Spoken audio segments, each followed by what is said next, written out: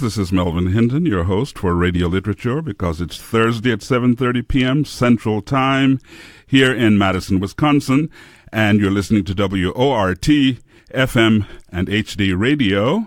And we have three guests in the studio with us, representing one of our favorite guests. I shouldn't say guests because there's so much comes out of Madison Shakespeare Company, but they're led by Jason Compton, who is a lifesaver, and and among other many wonderful things, he's the producer for the Madison Shakespeare Company, and they're going to be telling us about an upcoming staged reading, and I hope we'll be hearing a bit of it. So, Jason, tell us about this staged reading. What is a staged reading, first of all? So a staged reading is when a theater company like Madison Shakespeare Company takes a script and does something less than a full production with it. And different companies have different definitions. When we do it, we take a script, we cast it, we spend about a week rehearsing with the actors. We have a director. We rehearse it with the actors.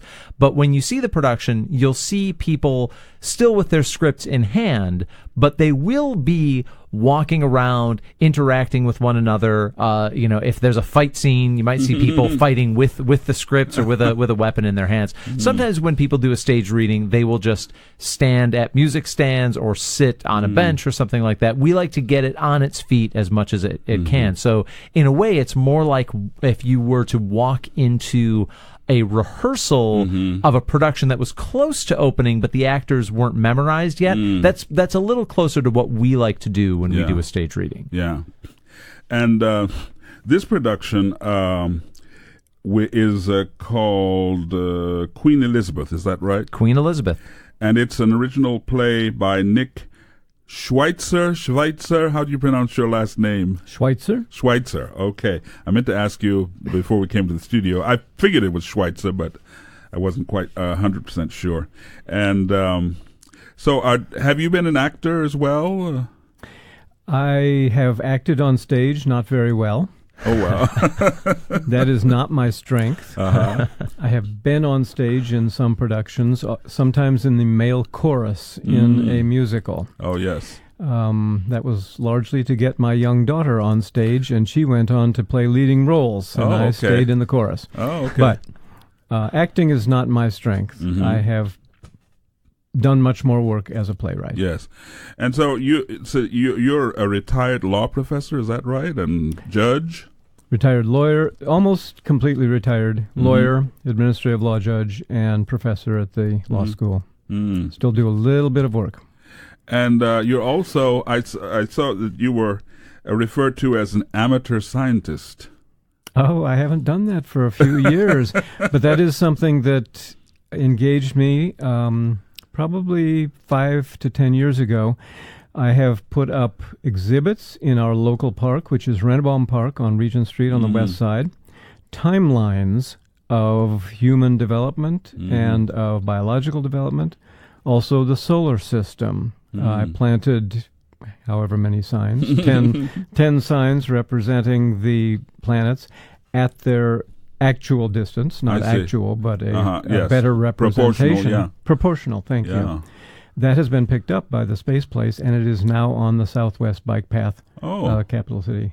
Oh, I'll have to try to go and see that. So we were just talking with Nick Schweitzer, who is the playwright, who is the author of Queen Elizabeth, and we'll get back to him in a moment. Our other guests are, as I said, Jason Compton, who is the managing director of Madison's. Yeah, producer, executive director. We're not super specific. Executive director of Madison Shakespeare Company. And we have another guest who looks very familiar to me, although we're both rather sure that I haven't interviewed her before. And her name is Jamie England, and she will portray Queen Elizabeth in the staged reading of the play Queen Elizabeth. And Jamie, Do you work with other companies other than Madison Shakespeare Company? Oh, yeah, absolutely. I work with just about everybody in town. Uh-huh. Anyone who will have me. Now, were there auditions for this reading, or did you just choose people that you knew whose work you already knew? No, in cases like this where we do a stage reading, typically our directors will approach actors directly. We know who we want to work with, or things look like a good fit for the roles. It's informal in the sense that we're bringing a group together in a very short span of time. We want to know not just that we have good people for the roles, but good people that we've wanted to work with for a while or think are a really compelling fit for the role in a setting where we won't have a lot of costumes, a lot of props, a lot of set pieces. So we really just want to say, who can we put out there that will really draw people into these roles, which is why we asked Jamie. Of course. Yes. Well, do you have something prepared for us? We do. We brought a couple of scenes from the script. Nick, do you want to set us up for this first scene? Let me give you just a little introduction to what the play covers. It is the last years of Elizabeth's life, the last 15 years or so, from 1588 to 1603. She has had quite a history before this, but 1588 is the Spanish Armada, and that's actually where we will open the first scene. And then it goes through her death in 1603. And we'll talk a little bit more about this, but during this entire period, a major concern of hers was to try to find a successor, and she was looking specifically at the second Earl of Essex. But we'll talk more about this. The first scene is indeed Tilbury, which is a town on the coast of England, and the armies are waiting there for the Spanish Armada to arrive and to disembark. So, scene 1, the armies at Tilbury in 1588. Men of England, assemble and attend. I know you well, and I know why you're here. I myself have fought for this dear land in Portugal and in the Low Countries. I was with you there. I have led men as brave as any on this round earth, and we have faced the fire of men and ships for England's sake. Not to mention fame and plunder. I see in you assembled here the equal of those brave soldiers. You stalwart men, you are here to do great deeds, to win distinction on the field of battle. If Parma lands, you'll have the honor to push him back into the sea for your own glory and for England's. Your queen will be here soon. Impress her with your eyes' fire, your voice's strength, your strong and military arms. Queen or not, a woman has no place on a battlefield. Here is your queen. Elizabeth enters, clad in white velvet, with a silver cuirass and a silver truncheon, bareheaded, but with pearls, diamonds, and plumes in her hair. She is 55 years old. Soldiers stand on both sides as guards. My wild horse. My Gloriana. The troops are ready. You needn't say a thing. Just pass in review. God's sweet breath, I will say something. Disperse this guard. You mustn't. You must maintain a safe perimeter. Who says I must?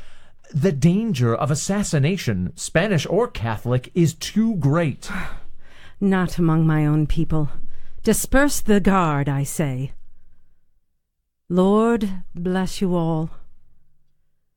My loving people, we have been persuaded by some that are careful of our safety to take heed of how we commit ourselves to armed multitudes for fear of treachery. But I assure you, I do not desire to live to distrust my faithful and loving people.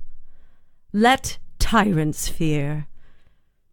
I have always so behaved myself that, under God, I have placed my chiefest strength and safeguard in the loyal hearts and good will of my subjects.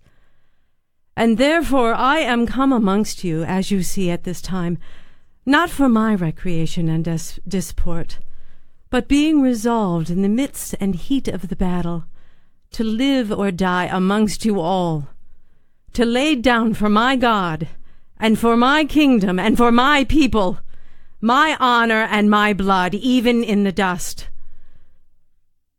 I know I have the body of a weak and feeble woman, but I have the heart and stomach of a king, and of a king of England, too.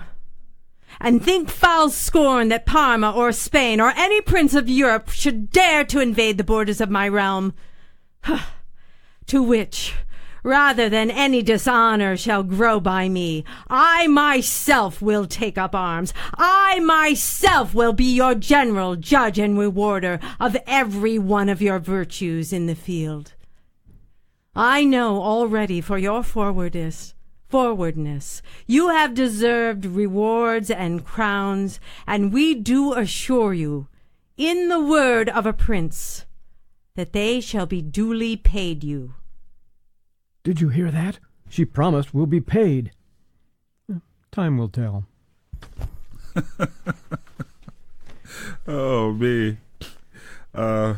So that's just scene one. Yes. And that's just part of the high spots. Yes. Nick's written a script that shows us not only the interaction between Elizabeth and Essex, who she's considering as her her suitor, her inheritor, her heir, however you want to put it, but there's a lot of the common people in there as well. There's soldiers bantering back and forth. We spent some time with the Rice family. Shakespeare and Burbage get into the act. There's multi-threaded plot, Yes. much like had Shakespeare written a play about Elizabeth himself. Yes. And I love the way that you, at the very end there, that you made me laugh. Oh, good. Yeah. So that was Jamie England, who is portraying Queen Elizabeth in the play of the same name, Queen Elizabeth, and that was Jason Compton, who in the actual reading, which in September will be reading William Shakespeare, but tonight is reading the role of Robert Devereux, the Earl of Essex. And Nick, are you just a common soldier, or you? I was reading a couple of lines that were put together of the common soldiers' commentary on what they were hearing. That's yes. what I gathered. Nick will sit quietly during the stage reading and watch, but tonight he's helping us by portraying a few characters for us. We're going to have a short Elizabethan interlude, and we'll be right back.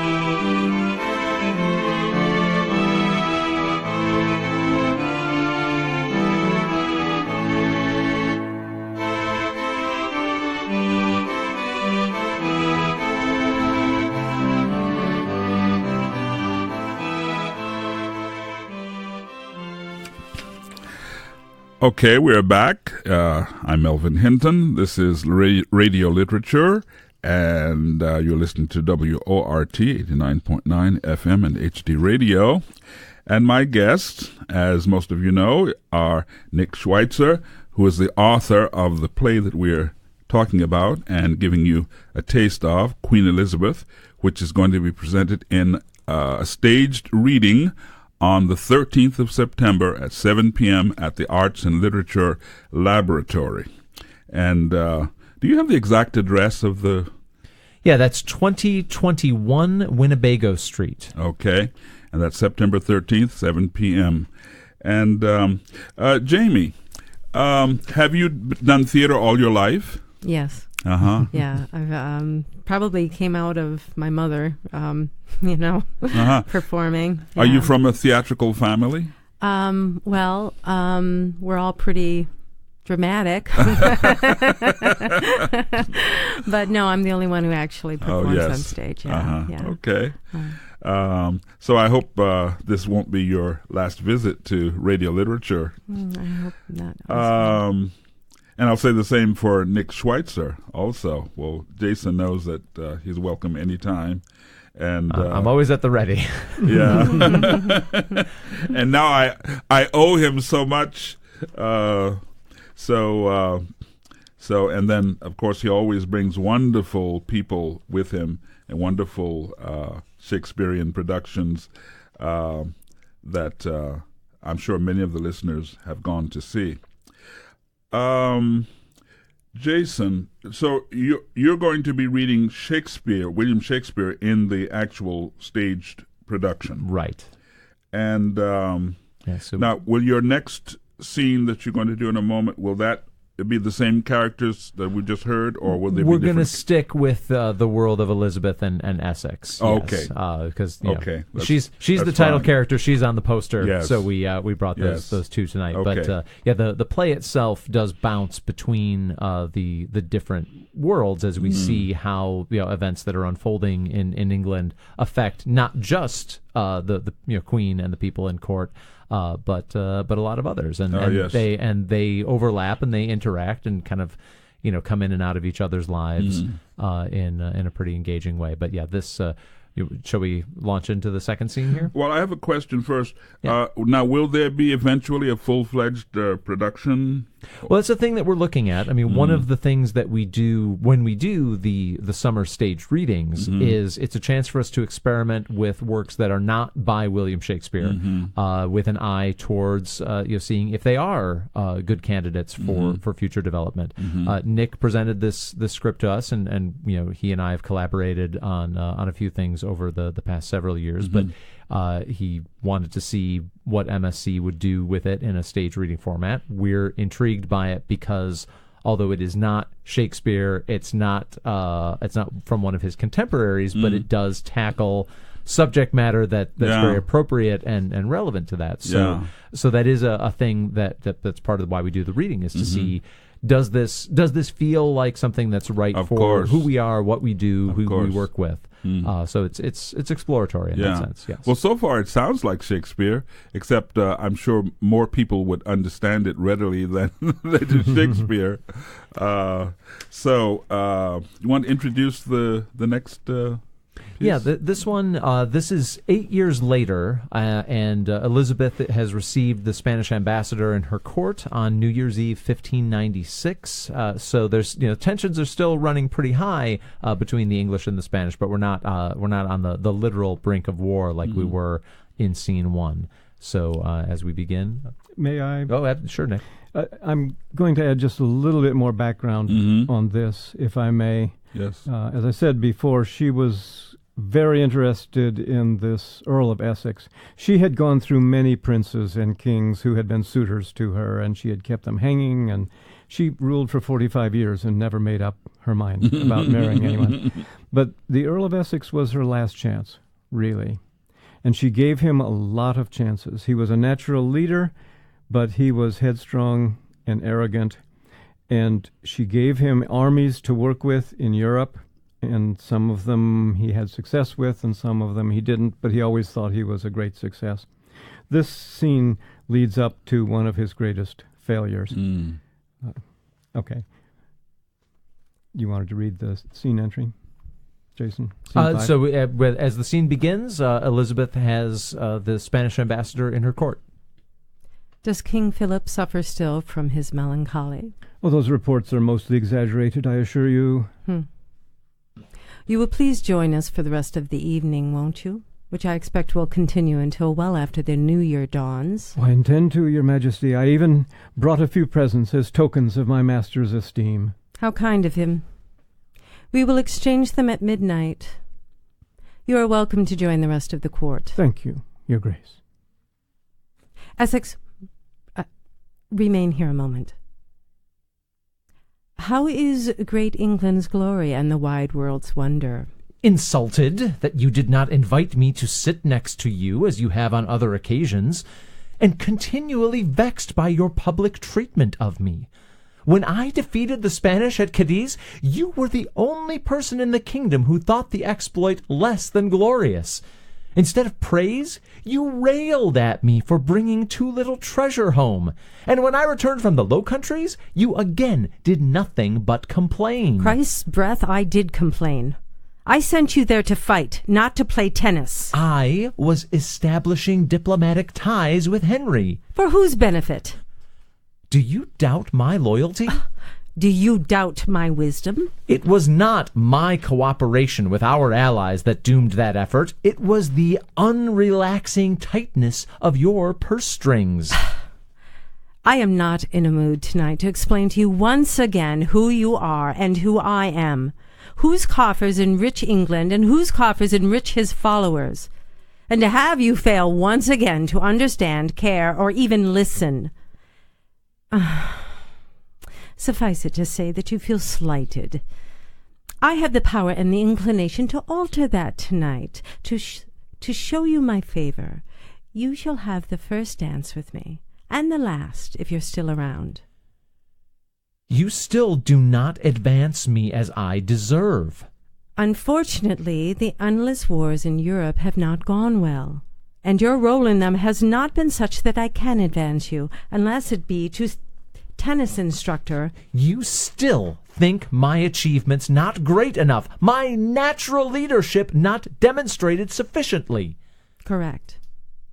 I will keep you here with me at court until a suitable opportunity arises. I don't wish to wait here. I am stifled here. Let me do something now. What do you suggest? Ireland. Ireland. Ireland is a quagmire, a place to bury a reputation, not enhance it. All the more glory, then, when I subdue the rebels and succeed where others fail. I will not let you ruin yourself. Try as hard as you can to do so. I will go. You'll see. Your commanders there have been incompetent. Send me, and within a month I'll have the rebels suing for peace. If you stood any chance at all, it would take a year. What do you understand of such things? For me, it won't take so long. I demand the opportunity to prove myself in Ireland. Oh no, my hope. I think too much of you.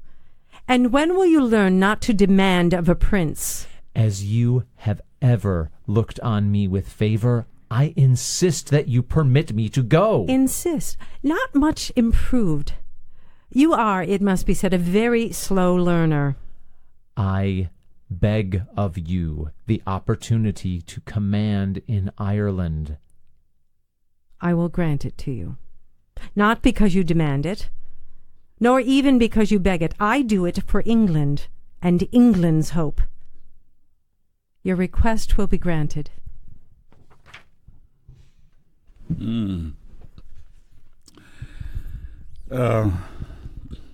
mean, this is, let's see, what day of the week is this? Do you know offhand? That's a Thursday. It's exactly Thursday. 2 weeks from tonight. Oh, okay. So that means if I want to go, I'll have to get a sub. Oh, that, yeah. And I won't be able to because we'll be in the midst of our pledge drive. I need to schedule around radio literature more consciously. Yes. Sorry about that.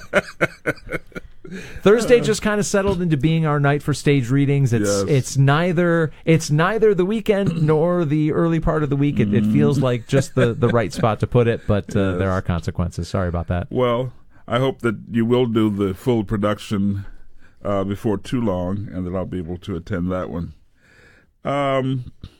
Let's see, Jamie, are there roles that you would really like to do that you haven't been able to do up to now? Well, you know, there are always wonderful roles, but really you're looking for the entire package. Yes. I mean, so many things can go wrong, right? So many times I've gotten my hopes up, or I have thought that something was going to be wonderful, and it just really kind of depends on everybody who's involved. Yes. And vice versa. There are times when I think, oh, this is just, you know, a lark, and it ends up being one of the best experiences of my life. Been a couple of things I've been in recently that certainly belong in that category. So I guess I just want to do good work with talented, dedicated people. Yes. And there are certainly a lot of them in the Madison area. Yeah. So if I can continue to do that, I count myself very lucky. Yes. Yeah. You make me think of James Baldwin. He said that he wanted to be an honest man and a good writer. And he was both. Yes. He succeeded. Yes.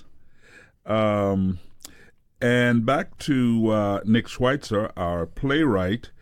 How did you become a playwright? Since, I mean, you must not have, when you were 20, were you thinking of writing plays at that time? I did study Shakespeare a lot. I studied some drama. I have an English literature degree. And I think in college I was fascinated with the dramatic process. I became a bit of a drama reviewer and saw some of the pluses and minuses of both productions and the stories themselves. And I just thought I would like to try my hand at this. So in college you were thinking about that possibility? Yes. It was right after college probably that I wrote my first. Has there been a study of people who study Shakespeare specifically, get English degrees as undergrads, and then go on to get their JDs? Because I feel like I've heard this tale more than once. There's an intriguing overlap that needs further study. I'd like to find out more about that. Well, this your use of this, which is very common now, English degrees. Now, see, that to me, I would have. Except it's become so common now to hear people say that, I would have assumed that they meant a degree from an English university. Or it sounds strange to me to hear I have a mathematics degree. What is that? Your diploma is written with numbers instead of letters. I mean, I have a degree in mathematics, a degree in English, a degree in something. And it's the same with things like titles. He's an associate English professor, which to me that doesn't mean anything. And he's associate professor of English, professor of English. Got a very rigid parser. Well, no, I don't think so. I think people who cultivate language as opposed to people who don't read or write, or I think we have an obligation to be clear and to be precise. I mean, that's one of the things that people used to learn in college. Although now, I mean, if you want somebody to be precise, you have to give them an A+, because everybody gets an A or an A-. So.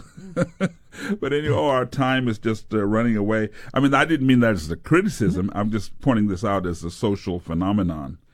And I wanted to, I had another question here. For Jason. And you have, it's almost time to go. So this will be our last question, I think.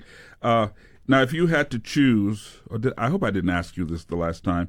If you had to choose between producing, directing, and acting, you had to choose. If I had to choose, I would act. But, okay. The producing helps you put together things that you want to act in. And directing I only do when I'm occasionally allowed to, which is why I will only be acting and producing in Queen Elizabeth when we do it on September 13th, 7 p.m. at Arts and Literature Laboratory. And the director is Emily Morrison Weeks. Emily Morrison Weeks. And hasn't Emily been here before? Emily's been here with you. Yes. You've talked to her about a number of productions. Yes. And she'll be directing for us again when we do A Valentine's Affair 2019 in February as well. Okay. And so our guests have been Nick Schweitzer, Jamie England, and Jason Compton, and it's time for us to go, unfortunately, and I'll see you next week when we'll be talking to Ray Olderman about his memoir, Good as a Girl. Good to see you next week.